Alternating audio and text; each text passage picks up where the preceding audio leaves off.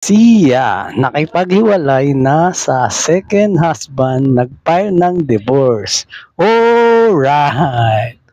Wala nang nakapigil at tuluyan ng hiniwalayan ng Australian singer-songwriter na si Sia ang kanyang second husband na si Daniel Bernard. Matapos ang 2 taong kasal, nagsampa ng divorce si Sia noong March 19 sa Los Angeles Superior Court ayon sa mga balita. At gaya ng madalas na rason sa mga showbiz, hiwalayan, irreconcilable differences ang dahilan kung bakit nagdesisyon si Sia na tuluyan ng putulin ang kanilang relasyon.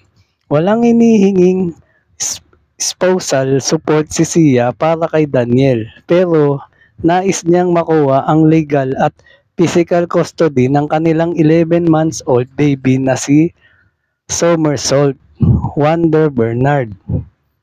Walang masyadong impormasyon kung kailan at paano nagkakilala sina Sia at Daniel.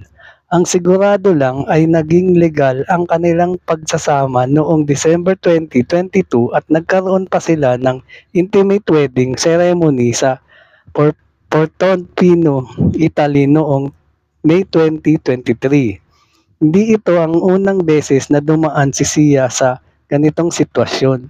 May unang asawa kasi ang singer at ito ang filmmaker na si Eric Anders lang na nagtagal mula 2014 hanggang 2017.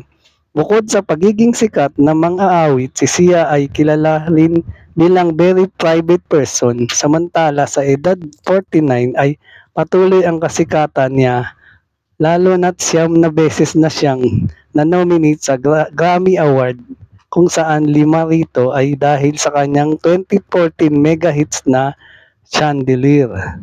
Sa ngayon, wala pang opisyal na pahayag si Sia o si Daniel tungkol sa kanilang hiwalayan.